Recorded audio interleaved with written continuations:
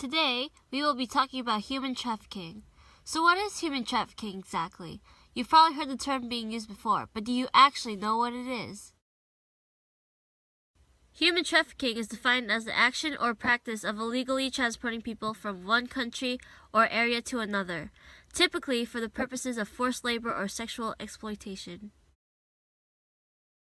According to Google, although it is most commonly for forced labor or sexual exploitation, there are many other different purposes. Some of these purposes include sexual exploitation, labor exploitation, domestic servitude, forced marriage, forced criminality, child soldiers, and organ harvesting, and possibly more, although these are the more common purposes. All of these are fairly self-explanatory, so we won't be getting into too much detail into them.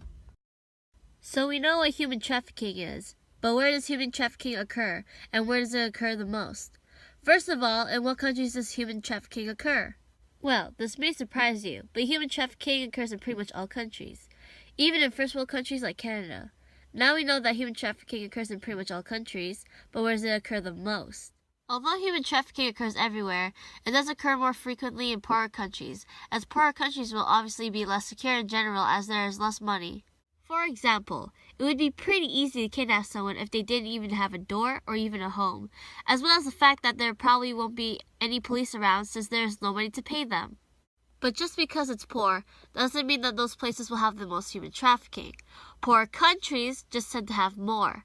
But the top 10 places with the most human trafficking in order from most to least are Belarus, Central African Republic, China, Eritrea, Iran, North Korea, Russia, Sudan, Syria, and Venezuela.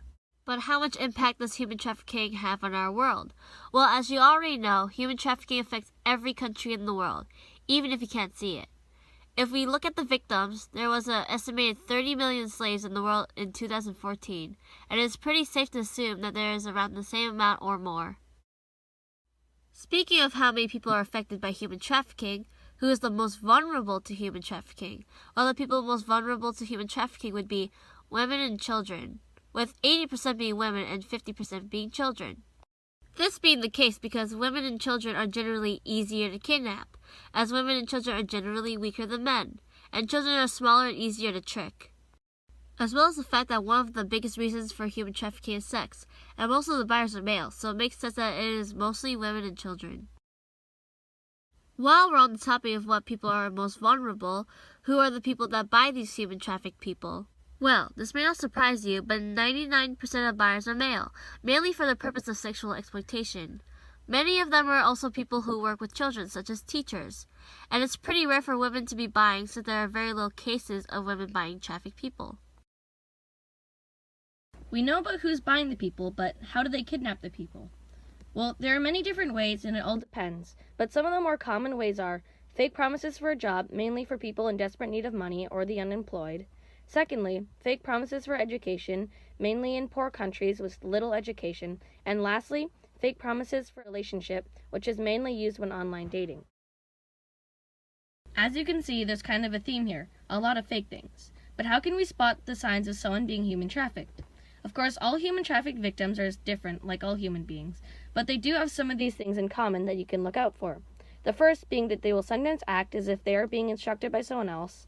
The second is displaying signs of mental or physical abuse done to them, for example, untreated injuries or large amounts of smaller injuries. The third is being bonded by debt, or as if they have money being taken away from their salary. The fourth is having little or no contact with family members or people close to them. The fifth is being distrustful of authorities, for example, police. The last one is that they are not in possession of their own legal documents.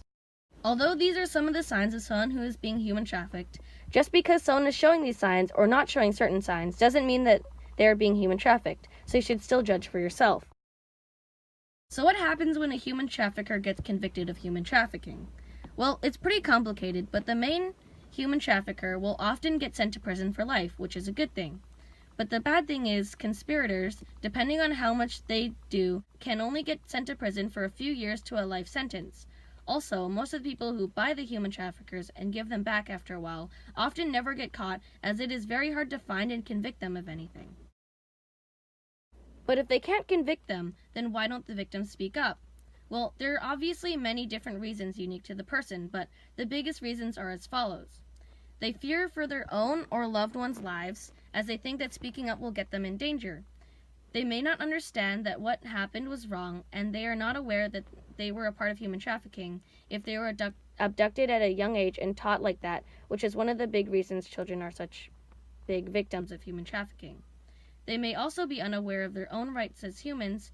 Some might also have been taught to not trust others, again when they are taken as a small child, which causes them to not trust the authorities and not tell anyone. This is the end of the video, but before we leave, we want to leave you with this question. How do you think we can prevent human trafficking?